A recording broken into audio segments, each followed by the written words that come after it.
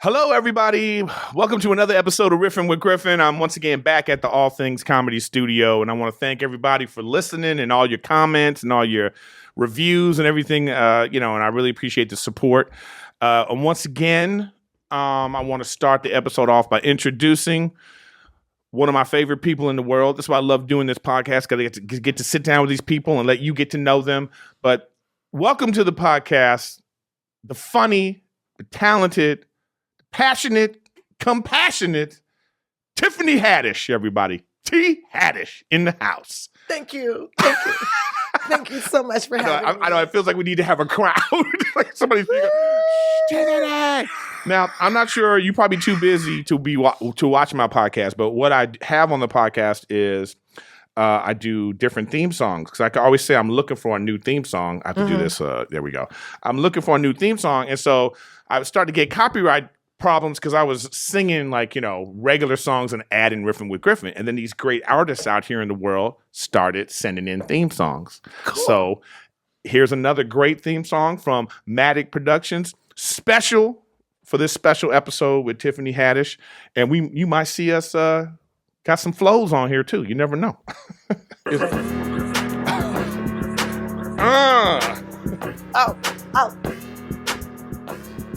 Welcome to another episode.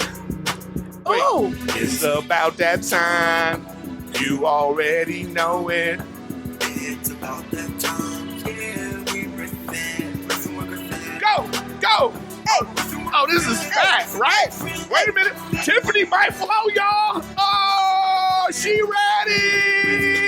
It's me, Tiffany, and I'm in the building, hanging with my boy, Erik Griffin. We gonna talk about things that's going on, how the world is working, and how long am I gonna be here? I don't know, but I know I gotta flow up out the door, because I got things to do. I'm a busy chick, and that's right, sometimes I call myself a bitch, but today I'm not barking. I'm doing my thing. We on the Erik Griffin show, and we riffing. Oh my God, that was fire!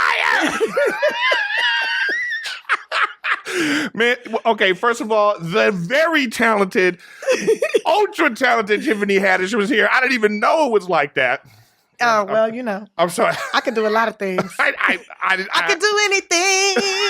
Whoa, yes, you can. Well, thanks for coming. Thank you for having me. I mean, for you to have such a busy schedule and for you to come in, because I know that you being on here is a bigger favor for me than it is for you. That's because I love you, man. So let me acknowledge that right off the top.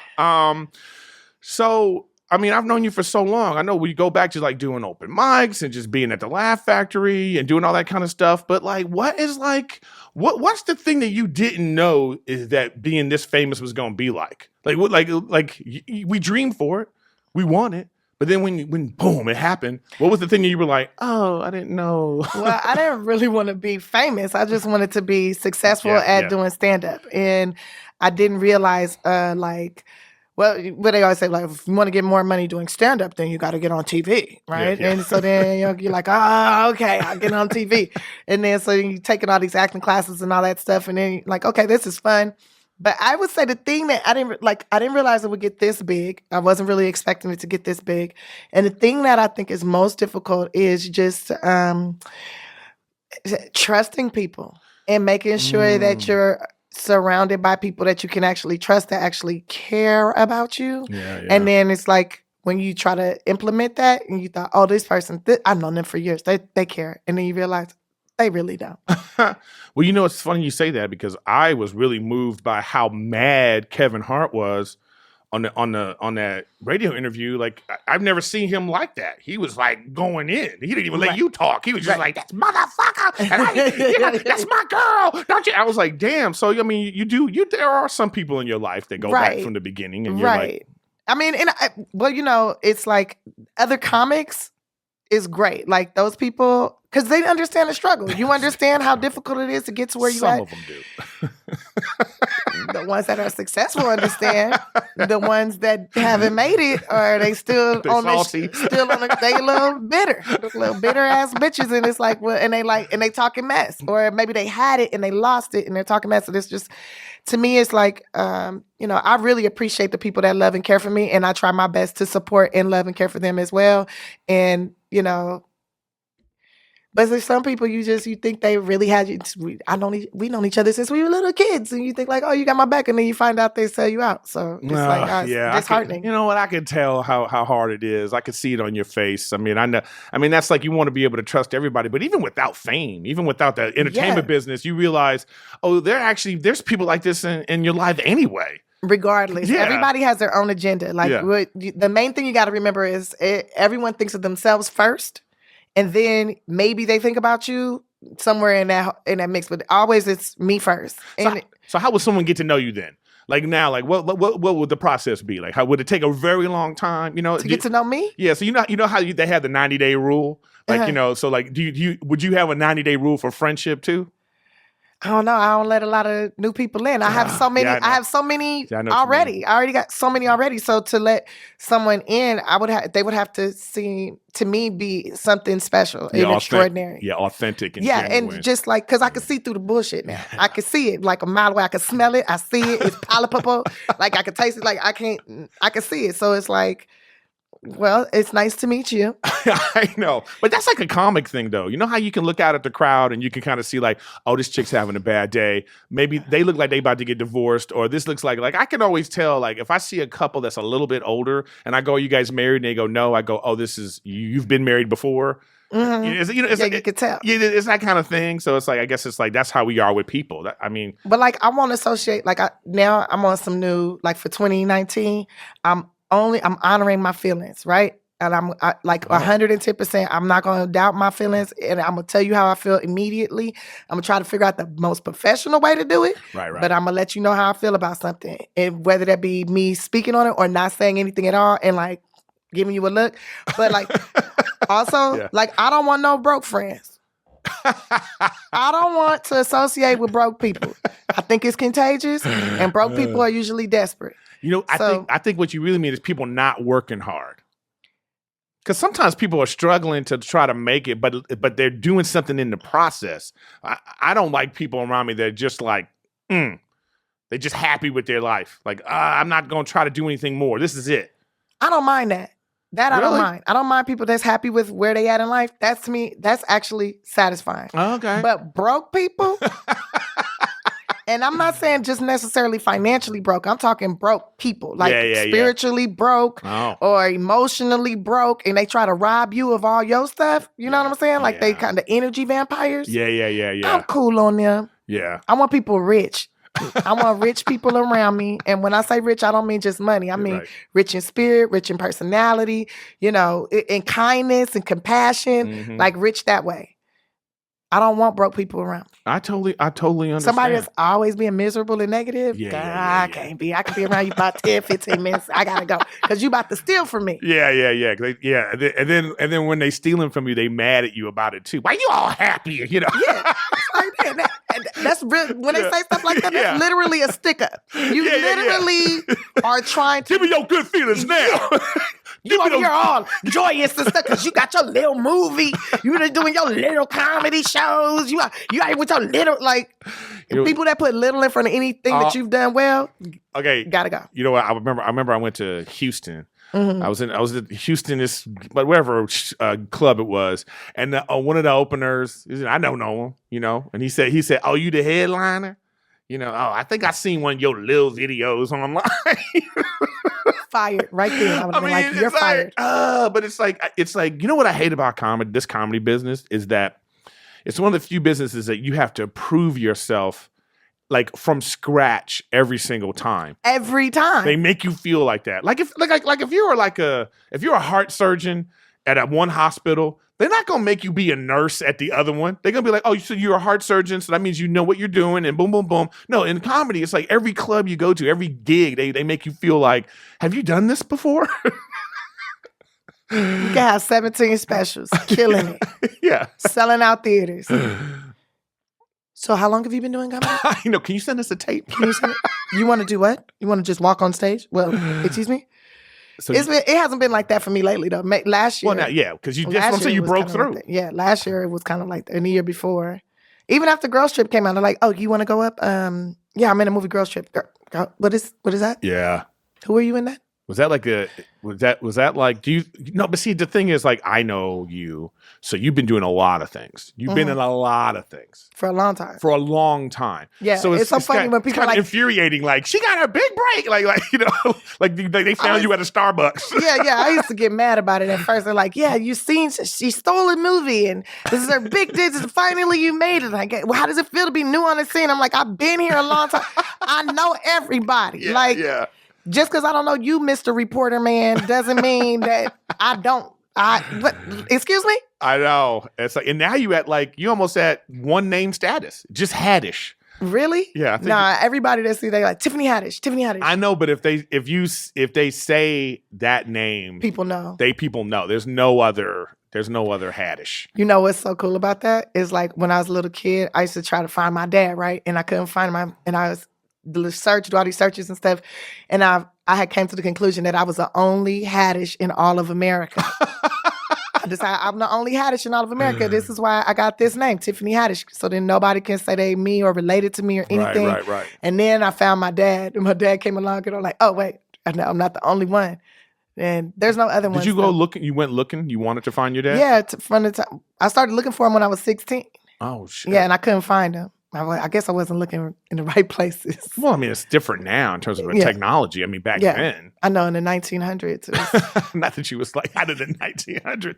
It's funny you say that because I just went to go visit my mom in Spain. Because my parents, my mom and my stepdad, they moved to Spain like 3 years ago because the cost of living is so low. But she just randomly, she's kind of losing her memory a little bit. So she started talking about my dad for the first time, like really talking about him. And I was like, oh, shit, this is like, do you want to know this? Do I want to know all this? How did you feel about that when she started? It was weird because when I was a kid, she told me his name, but I had forgot it. And that told me like, oh, maybe it wasn't that important. But at the time, I remember saying to her, I was like, oh, I just want to know something about my dad because like, is diabetes running the family? Do I got to worry about, And she was just like, I raised you, now. And she was so like big about it that I was like, oh, okay, maybe because I know people got their own story, And I know like things happen with women that they have their own story, their own path that maybe she didn't want him in my life. And I don't have any grudges about it. But then when I went back and she was telling me his name and stuff, and I thought, well, maybe it's time for me to like check in on this. You should. So I don't even know how to start. Oh, first think of Facebook. Then like People Finder. Yeah, but at this point right now, my dad would probably be 90 years old. You know what I mean? Oh, he was older than your mom? Yeah. Way older? Yeah, my mom was probably 30. She was 30 when she had me, so he was probably like, my mom was a looker. I saw she might have had daddy issues. I don't know. So I don't know. I don't know if my 80-plus-year-old dad is going to be on Facebook at this point. He might be. You know what's funny? You might have siblings. That I think I do. That's the thing. What I'm saying. You know. So I'm trying to figure that if that's something I want to look into. People Finder, like it just start where you were born. Yeah, I guess so. I was born in LA. I guess it's time for me. Look at me getting all personal. That's what I do on my podcast. Is his name on your birth certificate? No, I don't. No. She didn't put anybody. No, and that's and I get why women do that too, though. That's like a thing. If you're a single mom and you like, I don't either you're gonna put him on there so you could be like, oh, he gonna pay for this. Or he was married. Yeah, I think I am an affair baby. That might be why she's like, and it might be like, what if it's one of her friends? Yeah. Oh man. What if it was her friend? That's gonna be all traumatic. But I might look into doing that because one thing I like about you people don't know this about you, but you're business oriented. You're like, I'm gonna do this, and this. You looking up tax codes. You trying to beat the system. I'm not trying to beat the system, but I'm trying to learn how to use the system to my advantage. Yes, you are, and I think we could all learn from that. You know. Because I remember that. I remember you was always talking about that thing about like there's some what was that thing? It was like a tax law that you could like not pay your taxes or you could like you could get money for your car. I was like you don't know this, but you was on the phone and I was like okay, and then you How do I not pay taxes? How do you do it? It's only you and Trump that know how to not pay taxes. Well, shoot, I ended up paying taxes. I know. You end up paying. Like, I pay so much in taxes. It makes me mad. I wish the IRS would send me like a birthday card or just a thank you note or something, send which some would make candles or something. make you feel better about paying it. But there's like it's like there when you're just a citizen, you're actually not required as a citizen, but because the way your name is written on your birth certificate, like you're an entity and like businesses are like, it's crazy. Yeah. Y'all got to look it's like up the straw man stuff and like, you know, like, and you can have your own country basically in your house if you own a house. Like, people don't know this. Yeah. Like you could be considered an illegal immigrant once you walk out your door. Like, really? All kind of crazy shit. But like, as soon as you're born, like your name, the way, because if you look at your birth certificate, your name is in all capital letters, and it's not supposed to be written like that when you're a person. When you're a person, it's supposed to be uppercase and then lowercase letters. But when it's all capital letters, that means you're an entity, a business, a corporation, right? So then, and then like you're like an investment. So like your social security number and the number that's on your birth certificate is like on the stock market, and they're making money off of that. Like it goes back to Roosevelt. Guys, we got to look into this. Yeah. Hey, guys, you got to get when you watch this, you need to go online and look this stuff up. Yeah, now I'm probably gonna get audited, and they're gonna be like, "Oh shit, wait, we owe you money, Tiffany." I know, motherfuckers. I know. I've been extra paying, but like. So you started doing comedy at doing the comedy camp. You know, like everybody, a lot of people know your story already. You were 15. You were in a group home. Yeah, a bunch of different. You a bunch of different things, and you always feel like comedy saved you?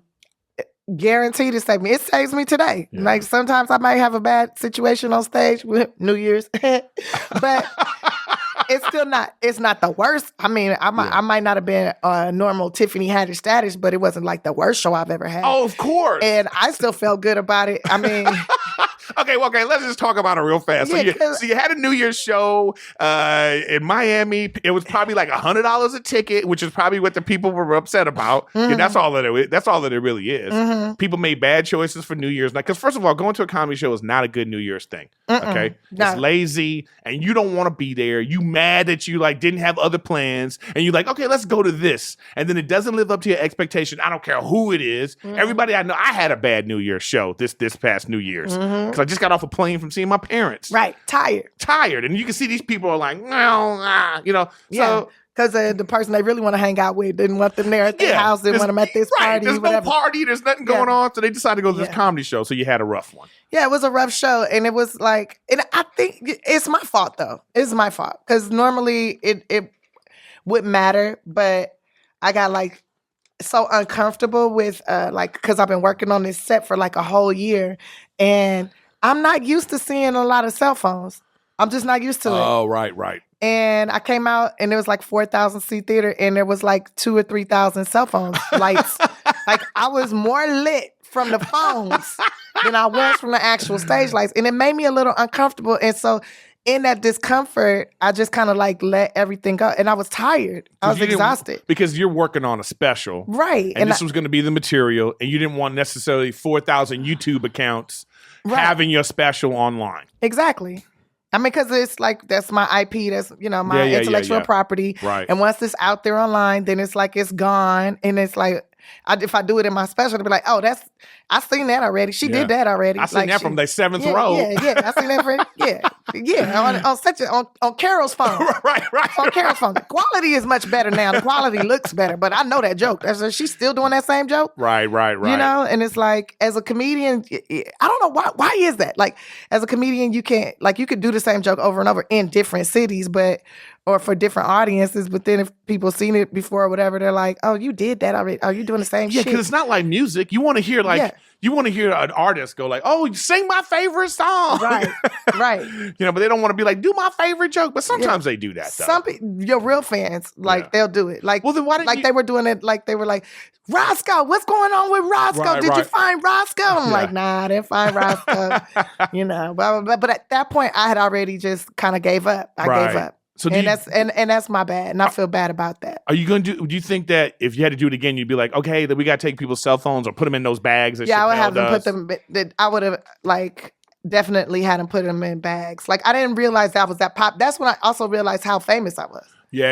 I had no idea I was that famous where everybody's like, oh, let me get this. Well, I had a situation one time where I was in Kentucky at this little club, and like I got the landing gear out. I'm about to land and like be done with the show. And this lady in the front row, she's sitting by herself and she starts and it got too much for her. So I pulled out my phone because I wanted to record her. That was a mistake because that meant everybody went, okay, it's okay to record now. So in the middle of it, she tries to hit the phone out of my hand. Okay. But from the back, from people's cell phones, it looks like she hit me. So, of course, TMZ hit me up. Erik, we're going with this story about how this heckler hit you. And I was like, oh, man. And I didn't want to send them my video because they would have seen. I was like, I'm not going to keep this going. But I thought to myself, man, this is what we have to deal with now, how technology has made it so now, now it's like either we're going to have to like keep writing new jokes or we got to be like, yo, you got to have a rule that you can't record. Right. And it's exactly. So like now, since then, like I've been on stage probably 40 times since then, right? Yeah. I've been doing all these shows and local clubs. And as soon as I see a cell phone, I just stop. Yeah, I know exactly. I just won't even talk. I'll just stand there. And people be looking like, I'm like, oh, I see a phone. When the phone's gone, I'll continue to talk. Yeah, I'm with you on that. I just did a show in Atlanta, and like this heckler was acting up. She was the couple was drunk, the whole table was drunk. Then somebody pulls up their phone. I go, yo, what are you doing? He was like, well, you're doing good right now. And I was like, yo, can't we just have a private moment? Yeah. Can't this just be our private moment right now? Just have this experience. Yes. Can we just have this without it being like on your dumbass Facebook page or whatever it is? It's so infuriating. Right. And then now we're assholes. Now we got to be an asshole. You're an asshole. Yeah. Now you think you too good to be on my Facebook page. What kind of shit is that? Come on, Erik. I paid $12 for this ticket. For me, they didn't pay shit. For me, it's like, I get to like come to your Griffin for free. You know what I mean? So I don't know. It does suck. So I guess that's part of the thing. Like, you realized how ultra famous you are. Yeah, I realized how famous I was. And then that just made me love comedy even more. Like, now I get to... it's supposed to be a safe place. Like, for me, it's always been a safe place for me to express how I feel and to get stuff off my chest and then to actually find other people that feel the same way. Yes, I know what you mean. I find it therapeutic. Yeah. I find it like some stuff's going on in my life and I literally go right to the stage. And even if I'm doing jokes I've done before, I feel this different level of emotion that I'm putting on it, right? But what I've come to realize though is that when you get, because I'm not like ultra famous. I know you are famous. I'm famous enough that I know that like when I'm doing a particular type of show, I come out and I go, oh, I have to work right now. Mm-hmm. So I do flip into a mode where I'm like, oh, it's work time. And I don't necessarily like that. Mm-hmm. When it's not fun, like when you're working, you're like, I'm working right now. I didn't get into this to work. You know what I mean? But it's like, I do understand that. And so for you, that work though. I love it. But then there's sometimes like, especially if I'm exhausted, my soul be like, I'll be back here asleep. Good luck, bitch. You're on automatic. Good luck. I know. Have fun. That's what I'm talking about. Then you go into that mode where you know exactly what joke, you know what your hand's going to do at that particular joke. And you just go into it. But then people come up to you like, oh my God, you were so funny. And blah, blah, blah. And it's just like, I know, but it's just like, I have to remember that just because I'm having a therapy session right now, they don't got to be a part of it. Exactly. You got to have fun. What's the worst thing that's ever happened to you right before you've gone on stage? I'll tell you mine. Yeah, what's yours? Okay, I was seeing this girl and we had been fighting a little bit and literally right before the guy's already saying like, come to the stage next. I get this text. I'm done with you. I don't ever want to see you again. Erik Griffin. And I was like, and I was like, oh my God, like, and I want to rush through this because I was like, I need to salvage this. What happened? You know what I mean? But it was like one of those, like, I was in another place.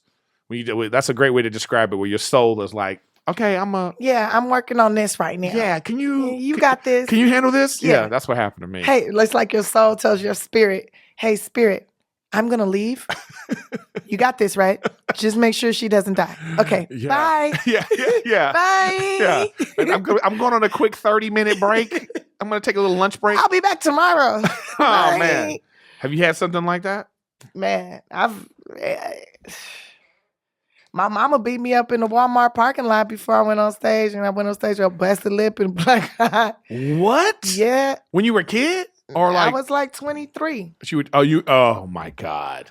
I mean, if you read my book, you see there's some other incidences that have not. By the way, and let's plug that TIffany Haddish's book. What's the name of your book again? I forgot. The Last Black Unicorn. That's right. TIffany Haddish, The Last Black Unicorn. The Last Black Unicorn by TIffany Haddish. Make sure you guys pick that up. I have information on the video about it. You can even, if you don't read, you could get it on audiobook. I just got nominated for a Grammy for that. Oh, really? Oh, yeah, I didn't even know you could get nominated for a Grammy for reading. Yeah, well, you're performing. You're not just reading, because when you were reading, you were putting inflections and you were like... Yeah, I was. But I'm just like, wow. Like, I remember when I couldn't read, and like my drama teacher being like, you got to know how to read. It's important to do that. If you're ever going to do anything, like, you got to know how to... It's important to do that. So you had a drama teacher. You're talking about in high school? In high school. So you had a drama teacher in high school, and at the time, you couldn't read? Yeah, I could barely read. You could barely read? Like 3-letter words. Like I was reading on the 2nd grade level. Damn. Like I couldn't read. Basically, can't read. And then here you are. And here I am reading 5 scripts a week, right? I know. Learning lines, reading audiobooks. Like that's great. I didn't know it was an audiobook. You know how we both love audiobooks. Yeah, that's my thing. Yeah, I love. Oh, me too. I'm all about the audiobooks. I don't even listen to music in my car anymore. Me neither. Yeah, unless somebody's in the car. And then does this happen to you? People get in your car, and then the last audiobook it pops up. Yeah, I know. Trying to turn up. Sorry. Especially if it's something weird. You know what I mean? That happens to me all the time. So I didn't know it was on audiobook. I'm going to check. I'm gonna listen to that myself, and you'll enjoy it another time. I know I will. You're gonna hear it. You're gonna be like, oh, I know this one. Oh yeah, I remember that. I remember when she was going through that. Oh yeah, I remember this. So your mom beats you up in a Walmart parking lot, and you go on stage. And I go on stage that night. Did you talk about it? Yeah, I had to. Well, you had to. I had to. My lip was busted. My eyes like messed up. So, and I talked about it, and people were laughing. Yeah. And it made me so mad I started to cry on stage. Oh, so at the time you didn't register that what you were going through was a performance. Like you didn't, because I know. Oh man, see, this is the same thing when I was like coaching, kids and like the comedy camp. Not even the comedy camp. I'm talking about when I used to coach basketball and stuff like that. And then like I was a very animated coach, so I might be like, saying things to them. I'm turning around, the crowd's laughing, and I'm mad. Right. It was the first time I started to see that. Oh, I'm funny. Like it don't matter what the scenario is. The scenario is I'm just funny in these scenarios. Right. So that's what you learned in that moment. Yeah. But it was a very hard lesson to learn. Yes. And I was like, no, guys, this isn't funny. This is not the time. I'm expressing my lip is busted. Stop laughing. Why y'all laughing? and then they're just like, oh, she's dramatic. This is great. Were they just clapping for you and stuff? I just walked off the stage crying, and everybody started clapping. The host was like, what's going on? And I'm like, running to the bathroom crying. Well, that beats my breakup. Some women come in there, they're like, oh my God, you were amazing. And then I'm like, huh? And they're like, oh shit. Like, really? Then you were like, oh, wait a minute. then you got to have your mom beat you up every show. Mom, can you come beat me up? And as soon as you get out that institution, I just come whoop my ass again. Damn. Now, do you have, are you experiencing a lot of hecklers, or like, are people more respectful at your shows, or like when you do have hecklers, is it like, how is it you're a superstar female comedian? Does that come with any other pressures? Is it like, do you feel, especially with the Me Too and everything that's going on right now, how has this affected you? You think you've made a difference, you know what I mean? Like in terms of like changing it since your SNL performance and all that? I don't know if I made a difference. I never really. Did you feel it? I experienced Me Too moments. I've had plenty of. We're comedians, and comedians are perverts and slime balls. A lot of them are. Hey, I'm right here. You never came at me crazy. I've come at you. I want to apologize to you now. Okay, we don't want to get too late. Tiffany had to come at me a few ways. And I apologize. But I love you. But, but I never touched you inappropriately or anything just like mentally. that. I said things, and I want to apologize for those things I said. But totally I do think you're a beautiful human. It's going to be in my book. Okay, put it in your book. It's going to be in my... Change my name to The Princess and the Pea. Riffin Haddish. People are like, who's that? It's just a chick I know, Riffin. No, but I mean, I've experienced some things still. Like, I mean, weird guys say stuff, but it's like I don't really acknowledge. I don't give it any energy, or I just shut it down super fast. I'll shut it down. Like, so yeah, guys yell out things. With that Miami show, I mean, I was so upset. Security just let these men just walk up to the stage, and like one of them looked like he was about to kill me. Like he looked like a murderer, and he just walked up and he was like, "Yeah, baby girl, you know you gonna be all right." Like, and I'm just like, what the? Like, and I'm like, thank you. Right. Appreciate it. It's like that scene. It's like that scene in The Bodyguard where she was at that club, you know. Yeah, and I mean, like, dudes were like literally walking up to the stage, and I'm like, should I run? Should I just stand here? Am I gonna be? I'm gonna act afraid? No, I'm just gonna act. Right. Like, I'm gonna just be chill. I'm gonna just be chill. Like, I'm gonna just be chill. And I kept telling myself, just be chill, be chill. Like, you're gonna be okay. You got like 4,000 witnesses if something happens. Yeah, but oh God. But it's dangerous though. Like, what if he hated me? What if my, one of my exes sent that person up there to shoot me in the head or something? You know, like what? Like no. Okay. Well, that's what I'm saying. Because you don't know. Because I mean, I read some of the messages people write about me online, and some people hate my guts. Really? They hate everything about me. So you can't even enjoy social media anymore. But they watching me. Yeah, right. They watching me so they can continue to hate me. So I be like, thank you so much for your support. Yeah, thank you for going to see the movie. Yes. Thank you for, thank you for taking the time out of your life to hate me, using your energy to promote me in your own special kind of way. Thank you. Like, you have handled a lot of these situations with grace and class. You really have. Like, but you should hear me when I'm at home alone. Yeah, I'm like, this raggedy motherfucker don't know me. Yeah. Like, now you're gonna let people know that I did get to her. You know? No, but like I say that for like 1 second. Like I say it, and then after that I'm like, I must have slept with her man. But they're probably just having a bad day. Oh, it's sweet. They wrote like 3 paragraphs about me. Or like I saw a video, somebody talked about me for 25 minutes. I got one of those too. I got a guy online that like saw my last special and then made a whole video about it. Yeah. I'm like, well, that is so sweet. To me, I was like, and I said, how flattering. Thank you. You are so sweet. I wish you had your facts right. Let me give you some corrections. Thank you. Or like the videos, I seen a video online, somebody did one where they said, I sold my soul to the devil and I'm a part of the Illuminati. First off, Illuminati would never fuck with me because I tell everything. Yeah. I don't keep secrets. Yeah, if you were part of the Illuminati, so a SWAT team would have already came in here, destroyed the fucking hard drives, and like Like I tell everything, so it's like I don't keep secrets. This is part of the reason why people probably didn't take me on tour. Like Kat didn't take me on tour because I don't keep secrets. I'm not a secret keeper. Don't do no shit around me. You don't want the world to know. Period. It keeps me out of trouble. That's true. It keeps that stuff away from me. And so I learned that at an early age. If everybody think I'll tell on them, they won't do dirt around me. Oh, that's true. Yeah. Okay. All right. I might not get invited to the super cool parties. Right. You're not gonna get to you're not gonna. But I don't want to be at that party. If shit's going on that's inappropriate, I don't want to be there. You didn't go to the Will Smith sex party.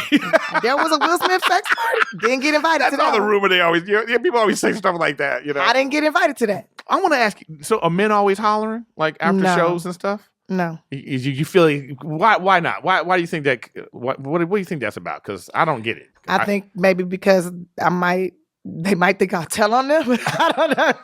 Because they got bitches already, or I guess it would be like intimidating for some people. These kind of guys. They might think I'm super rich and I'm not, or they might think I'm stuck up and I'm not. They might think that I'm out of their league. You're too famous to date now.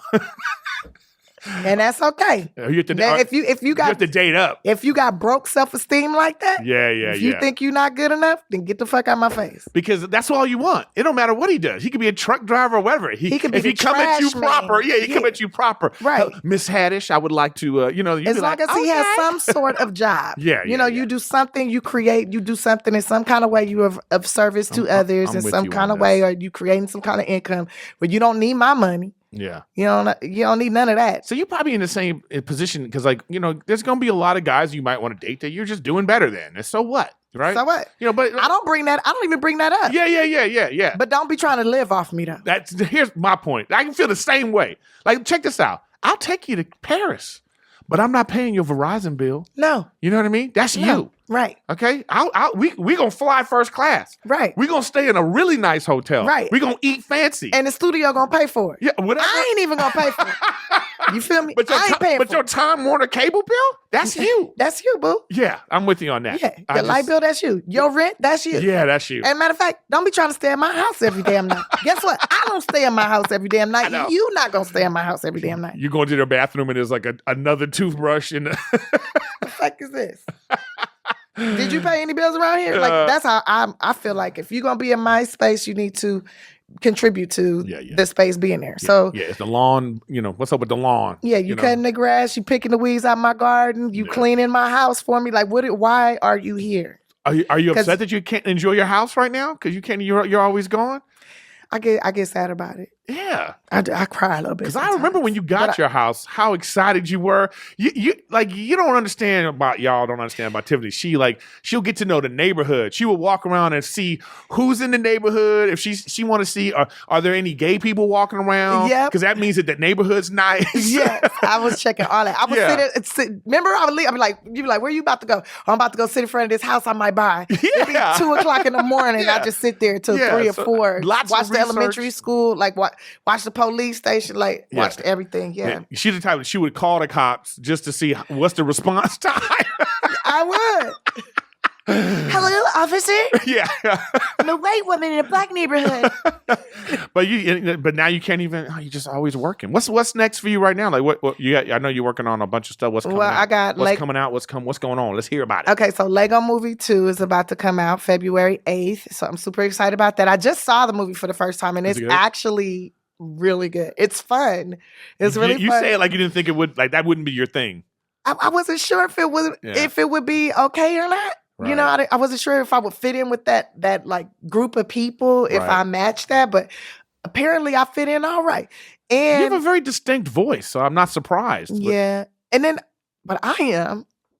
Really? You're still being shocked by the business. Yeah, and they had me like singing in the movie, I was like, oh, you can sing. Don't act like you can't sing. Well, I likes to sing. I've been to karaoke with you. If we turn some Tina Turner on right now. Right. That's different. That's like, I like to sing and like I get you. Be silly, but to like actually like hear it and then see it animated and moving around. Right. It's like, whoa, that's me. And they didn't even auto-tunes the hell out of me. Like they did like good for you. But they did make me take vocal class, so I'm super grateful for that because I got vocal training. Like I didn't even like help with the stand-up, just like using your voice properly. Why didn't I do this years ago? I know. Like, all of this stuff, like acting classes, improv, and all these things. Like this is a tool that we have to like chisel and like you learn sharpen. How to use it like way better, and I'm just like super grateful for that. And I got like, I think Secret Life of Pets 2 is getting ready to come out. Right. I was gonna say I wasn't sure if that one had already come out, but that's again you, Kevin Hart. Yeah, a bunch of people, and then I got The Last OG is coming back in April. Last OG, you're so good on that. I don't know. You don't. Okay. Hey, speak on it if you, or that's all you. I mean, it's you prefer. Let me just do it like this. Do you prefer movies over the television, or if you were going to do television, you would want it to be? It should say the TIffany Haddish Show, and you're writing it, producing it, or you just prefer movies. I like stand-up comedy. I prefer stand-up comedy. Oh, interesting. I prefer the stand-up comedy because it's like immediate gratification and it's what I wrote and how I want to do it. Okay. Like, so maybe I'm a little bit of a control freak, but I do enjoy working with others and like, I love working with super creative people and being able to make something really fun and funny or really dramatic and like heart-wrenching and like collaborating. Right. I love that. I prefer the immediate gratification of like my ideas. And maybe I'm narcissistic in that way. Yeah, but I get it though, because it would be like if we're doing stand-up, we wouldn't want to be doing stand-up, but then in the middle of a joke, somebody goes, cut. Yeah, exactly. And then two writers come over.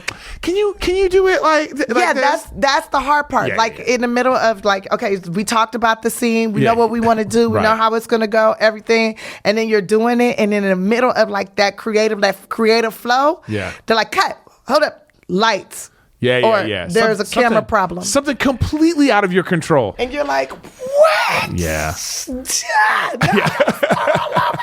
I hate feeling like I'm in the middle of a good take. I hate feeling like, oh, I'm nailing this. But then you know what then here's the things that come in your mind though too. That like, let's say if we're doing this is a scene and they got a camera here, or even like how we're doing this, like the camera might not even be on. Like the camera's on me right now, but you might be doing a thing and they missed it. Right. You know, or then you realize like we're doing your coverage right now. Right. And what should I give it? You know. Yeah, I always give it 110%, even if it's on, like if it's your coverage right now, and I'm doing the same with you, I'm still gonna act like it's on me. But because for you. I know, but what I'm saying is sometimes. But I hate when I'm doing that and they be like, cut. Yeah. I'm like, I'm fucking crying right now. But that's what you learn. I think what you learn is that you have to pick and choose your moments to shine, because it's not. First, it's so exhausting. Yeah.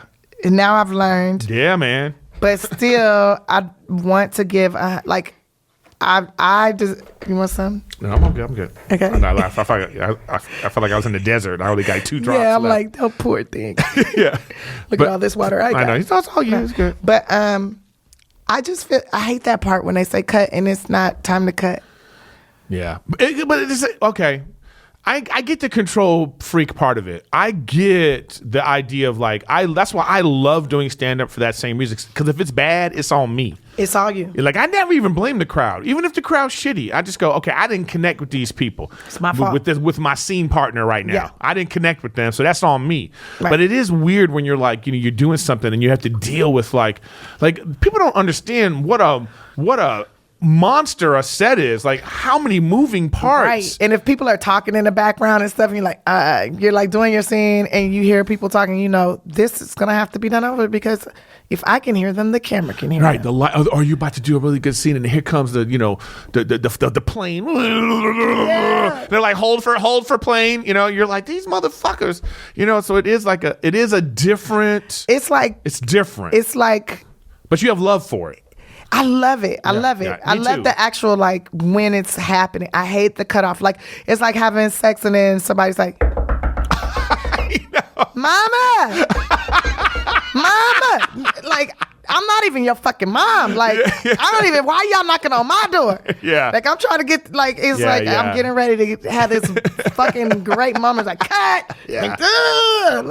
But that's what we get paid for. Exactly. That's what you get paid for. That's what you get paid for. And you bring it, that same energy again. You know what? It's almost like when people say they want, like when people go, hey, can you bring me to set? And then in your mind, you're thinking to yourself, you don't want to go to set. No, you're going to be bored as fuck. Terrible. You're going to be bored as fuck. Yeah. I brought my friends and they're like, this is what you do all day? Right.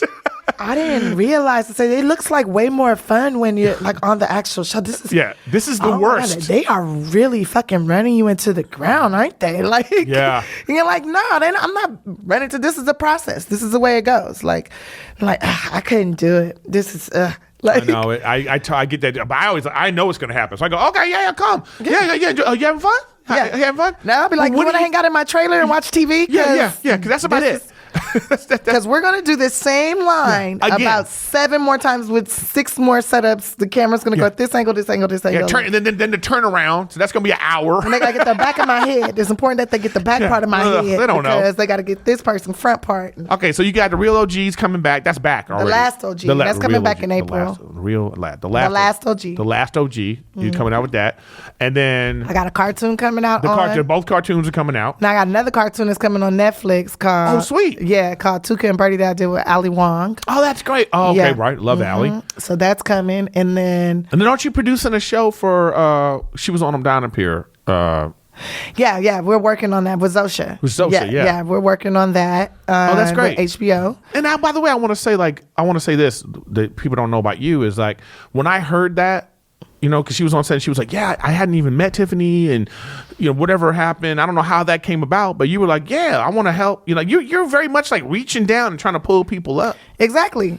I'm doing unto others as I would want them to do to me. Yeah. And like, the way that even came about is her agent is Gerard's agent. Oh. And like, we're cool. So then I was like talking to her. She's like, you should come over here. And I'm like, nah, I like it where I'm at. But if you have any clients that got anything going on and I could work with, I would love to work with any of your clients. Like, I really like the people you represent. And then she told me about Zosha's project. And I said, oh man, that sounds great. Let me talk to Zosha. Let me meet her. And boom. Yeah, that's great. By the way, how NBC reminds me of the Oklahoma City Thunder. You know, they had Kevin Durant, and they had, you know, James Harden, and they had Russell Westbrook, and they decided to trade those people away. So why the fuck would you cancel? Now you got Lil Rel out here killing it. We got TIffany Haddish out here killing it, and y'all were on the same show on NBC. Right. Like, that just seems really stupid. Well, I wouldn't say that. Stupid choice. Maybe they just didn't really look at the possibilities, or maybe that's the way it's supposed to happen so that we could be where we are. Well, like, you know, and maybe they couldn't afford us. Whatever it is, whatever it is, somebody's somewhere out there regretting it. You know, they got to be out there regretting it. Okay, so you got the cartoons, you got and then what about other live action movies? What's going on there? Yeah, we got some more of those coming out. I got one with Melissa McCarthy coming, one with Rose Byrne Melissa coming. McCarthy. Yes, Melissa's amazing. I don't care what she's in, I'll watch it. She's amazing. Yeah, she just she just like she's like Charlie Chaplin, like just funny. You know what I mean? Just everything, like her movement. But did you see her latest movie? It wasn't a comedy. Yeah, this has happened twice now. Did you see Tammy? Yes. Same thing. They promoted it like it was like a rom-com, you know, but it was actually very tender. But she still has one of my funniest moments in Tammy is like she's with the cops and she tries to run away and they're looking at her like, what are you doing? They grab her. She was like, there was a bee. You know, just those little moments that she does. But she's is funny so to me. dedicated to her character. Like, she really is the character. Like, she plays the character fully through. Like, and it's not to be funny. It's to like deliver this person's life. And she's just funny. That's who she is. Yeah. But she is portraying someone's life, and there's funny moments in that. Right. And that's what she's not trying to be funny or purposely like, this will be hilarious. Right. Like, so I'm gonna do this, and this. She's just living that life in front of the camera. So did you being true to the How character. was that? I mean, with you guys, you have a lot of scenes with her? Yeah, we did a lot. It was me, her, Elizabeth Moss. Oh wow, that's great. And it's not a comedy. Oh wow, you excited about that? Yeah. Are you? Yeah. Because you went, yeah. No, it's really good. I just saw that movie. I just saw it, and I was shocked. I could tell you. Look at you. I can tell how excited you are about it. Like, you're just like, I was an actress. Yeah, I'm like, I'm gangster. Like, just like when I saw Keanu for the first time. I'm so glad you brought that up. I was shocked. I told you my favorite parts of that were like when you found out you were a cop and those tender moments you were having with him. I was like, that's gonna be your thing. You're gonna be doing that. You know. I was shocked though. Like I was like, you good? Well, I knew I could do it, but it's just like, when you see it, it's like, whoa, that's me. Yeah, I know. You know what? I know what you're saying. It was the same thing when I did I'm Dying Up Here. Yeah. You know, this is a dramatic show. And I was so nervous about it and all that. Killing it, but then when I saw it, I was like, I was watching it like, I don't know who that is. Right. And it helped me because I had a wig on and all that kind of stuff, you know, so you can see. But you watch it and you go, I didn't realize that this is possible. You know what I mean? So that's what you're going through right now. Right. No, I knew it's possible. It's just like, damn, I'm beautiful. You're so gorgeous. I would totally hook up with you. Do you love seeing yourself on the big screen? No, I mean, why not? Because I don't hate seeing myself. Because you're like, oh my god, my eyebrows today. And I'm like, oh yeah, I'm like, that damn eyebrow. Or look at that pimple right there. Jeez, you're still cute. Cool. I don't. It's funny because no guy is looking at that. Like, yeah, but I'm looking at the pimples. I'm like, that my period started that day. So you can't even enjoy. But it looked good though. You turned out okay, Tim. I'm proud of you. Oh man! So you got that movie. What else? There's more movies. Oh, that's great. Yeah, there's a lot of movies coming. And then there's basically going to be one coming out, I think, something coming out every other month. So like 6 projects. That's great. That'll be coming out this year, and then there'll be like more next. I mean, 10 years ago, you know. Living in a car, bro. Living in a car? No. 10 years ago, I was not living in a car. No, 10 years ago, no, I wasn't living in a car. No, 10 years ago, I was. Yeah, calling you and you telling me, girl, that was dumb. I don't know why you did that. I don't know. Don't even give me. I don't know why. Okay, it just doesn't make any sense.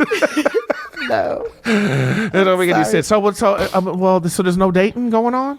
You don't have time for it. No time. I want to date. I was going to ask. I really want to, but the last date that I went on, I fell asleep. Damn.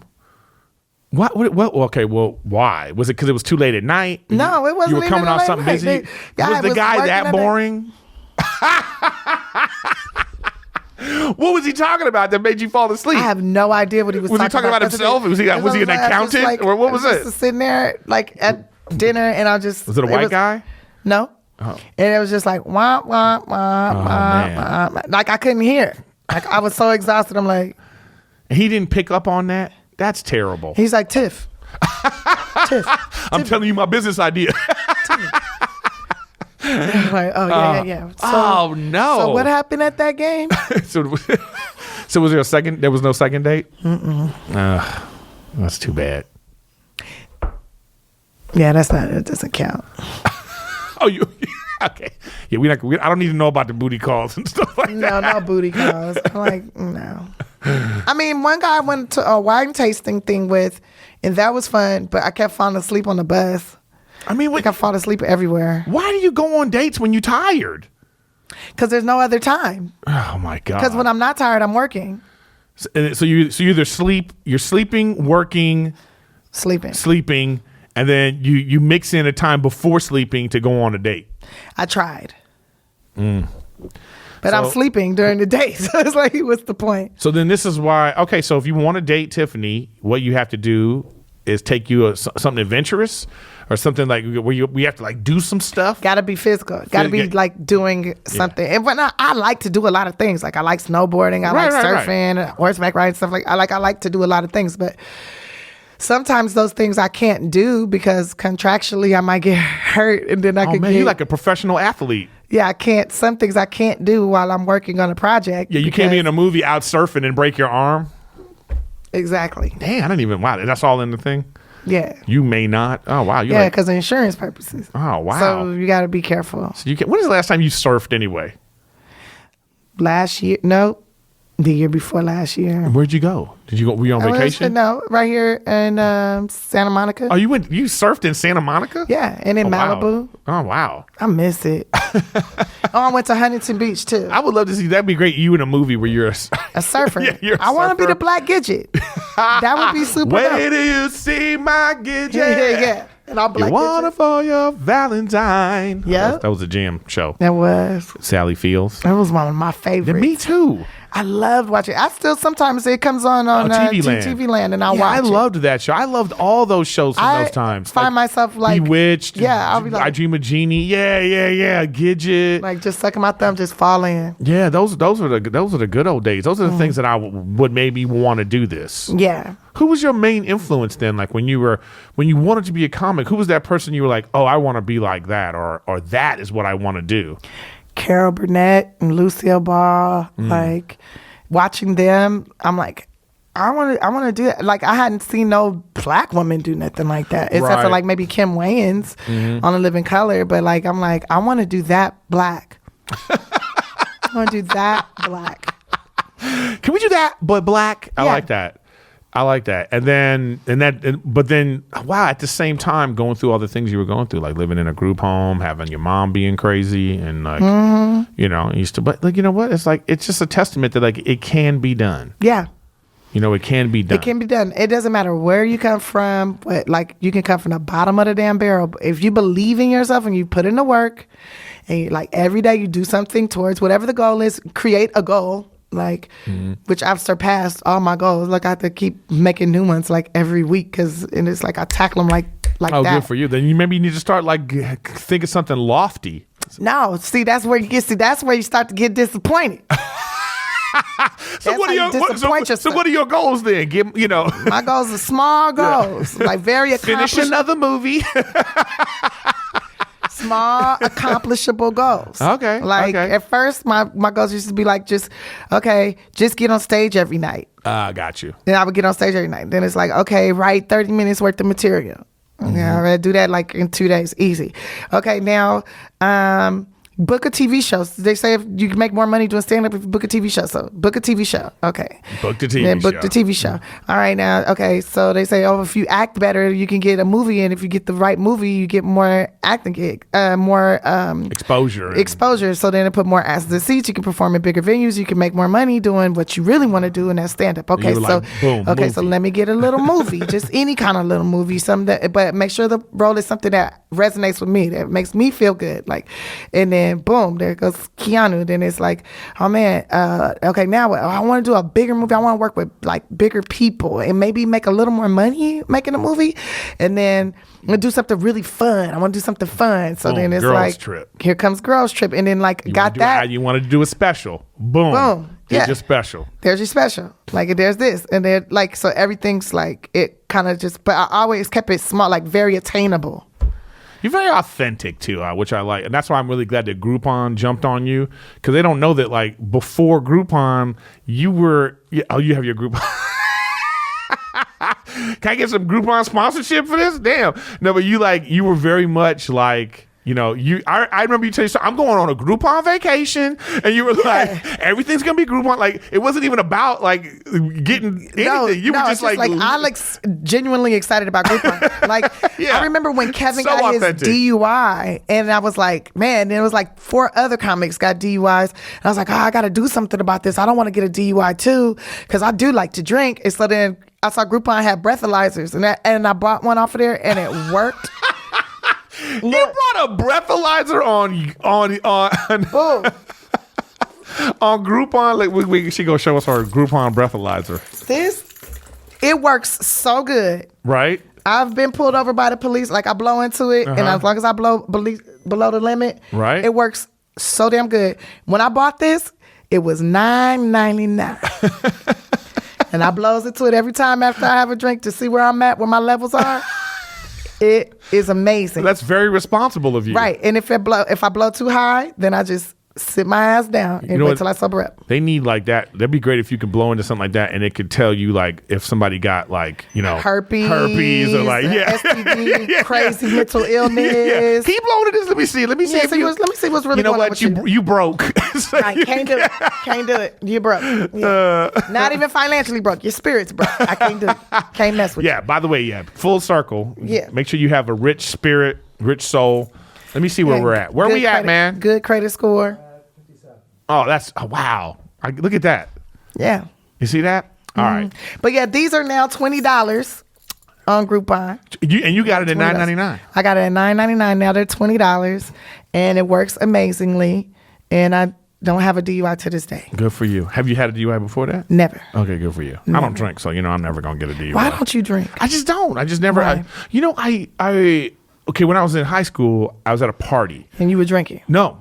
I tried it. So it was like a beer. Mm-hmm. And I tasted it. And I was like trying to be cool. So I was like, it was just nasty. Right. I didn't like it. So then and then I was hanging around with these people that did drink. And I saw what was happening to them. And I was like, I can't be like this. Because I need to have my faculties like at optimum at all times. Even as a kid, I was like that. So then I just never did it because I was like, I don't want to be like that. I just thought, because in my mind, I thought you take a couple of sips and then that's it. You're gone. No. And I know it's not like that. I know that now. Yeah. But at the time, I didn't know that. Right. So I was like, I don't even want to try. Right. So then the 2000 New Year's came. And it was like Armageddon. Everybody thought they had people still got canned foods and they Yes, I remember. So I was at a wild ass 1999 going into 2000 New Year's party, and the way I had to take care of people at that party at the end of it, I'm talking about my friends in the bathtub vomit. I had to turn him. Somebody had a baby. I was taking care of a baby. And that was the moment I thought, I've made this choice not to drink this far. I'm out. Right. Well, I'm going to have you be my designated driver from now on. Well, see, that's what I hate too. People always calling me like, I don't know if they want to go out with me or if they just want me to drive. what you doing tonight? You still got that van? You know, you still got that SUV? Because me and my girls want to, like, you know, I'm like, yeah, but I don't know. I went on vacation with a buddy of mine like a couple years ago, the first time I went on vacation, and you have to go on vacation now that you're famous. Yeah. I keep telling you this. You got to go on vacation because it's important, because we work so much. You got to take time for yourself. But I said that I'm going to go on this vacation and I'm going to drink. I'm going to have like so I had some champagne on the plane, and I was like, okay, this isn't bad. Then I had a banana daiquiri. Yeah. Okay, well, I like shakes, you know? Yeah. So I was like, I thought the alcohol ruined it. But was it. The bar had special drinks at this resort. And it's a drink of the day. And I said, I'll try to drink of the day. I got like this much of it. And I was like, you know, I was like, nope, don't like this. You know what I mean? I couldn't enjoy my food. I was like, nah, this ain't for me. So that's. Because, you know, it's like a little bit, it's poisoning yourself. Thank you. This is what I'm saying. Yeah. That's why you become deaf. You can't see that good. Your liver messed up. Yeah. You put on extra weight. I don't need any more extra weight. Right. So that's why I don't drink. Now, before I pull out this vodka. I know. A little flask, you know, but which I got on Groupon. You know? I did get one that says man tears. All right. Now, I want to finish with, I know you want to open up a youth center, right? Mm-hmm. And that's the real full circle. Mm-hmm. Is that you want to make sure that people that were in your experience don't have it as hard as you had it. Right. Well, I just want to make sure that there is a place where you can be creative, you know, and they're taking a lot of that out of schools now. There's like no dramas, there's no music, there's no this. And I want to create a place where where as a child, you can be creative, you know, and adults can share what they know. And like, I think that's super important. Right now, I got my foundation, She Ready Foundation. She Ready Foundation. Yes, She Ready Foundation. And with that, I'm just like, right now, I was just, you know, as a kid, as a former foster youth, and being moved from house to house to house, and like all my clothes being in trash bags, I felt like garbage being moved around. So what I'm doing now is like, I'm raising money. I take a lot of the money from my comedy shows. And like if I take pictures with people, like I don't keep that money, the picture money. I take that money and I'll go buy suitcases for youth or whatever, that foster youth, and make sure they have a suitcase. So when they're traveling from house to house, they don't feel like garbage being moved around. They feel like a traveler. Such a personal thing. And if it makes you feel the confidence. I remember when I got my first suitcase, how I felt like, oh wow, I'm on an adventure now. Yeah. Like I'm not just a vagabond or a hobo or this garbage being put in this person's house or that person's house. Like now I'm a visitor. Yeah. You know, I'm moving onto something. I'm going to something and now great. I can fold my shit and like, and it's in my bag. This belongs to me. This is mine. Like, because you don't have, like a lot of times you don't get to have, sometimes they just take you out of a home. You don't get to take your clothes. You just have the clothes on your back. Like, so it's really, having something like that, it can really change a person's mind from the way they think of themselves, you know? And I remember being that kid and saying, like, if I ever get any power, I'm going to try to make sure no other kids feel like this. I try my best to keep, you know, I'm not going to help everybody or heal everybody or help, like, I'm not going to have that power. That's like kind of impossible. But if I can help some people, 30, 40, 100, 200, feel better about themselves, then I think I did something good. TIffany, that is great. I mean, you really are an inspiration. You really are, for like not just and by the way, not just women, or inspiration for everyone. You know, coming up from how way you did, and shout out to Comedy Camp, Jamie Masada over at the Laugh Factory. So he doesn't like, you know, I'm gonna get you didn't talk about this body. You talk about Comedy Camp. Comedy Camp. Why did you talk about it? Come on, so, for the kids, not for the kids. I really appreciate you coming on. I appreciate you. I appreciate our friendship. I'm so glad that everything that's happening in your life, and it's only going to get better. And, you know, if people want to donate to the She Ready Foundation, or, you know. Yeah, just go to SheReadyFoundation.org. SheReadyFoundation.org. I'm going to have all this information on down below, guys. All the information is down below. And thank you for coming on. Thank you for I love having you me. so much. I love you too. All right, and we're gonna talk In a friend way. We'll see. Nah, just Her and I gonna go on vacation. Yeah, I got some Groupon.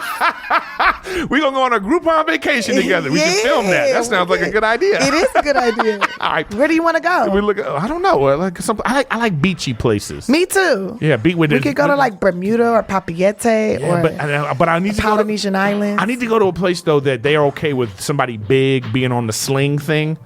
Like I said, the Polynesian Islands, Samoan Islands. Oh yeah, that's right. We gotta go someplace where fat is good and appreciated. But anyways, this has been TIffany Haddish and I'm Erik Griffin. Thank you for watching another episode of Riffin with Griffin, and I'll see you guys next week. Yeah.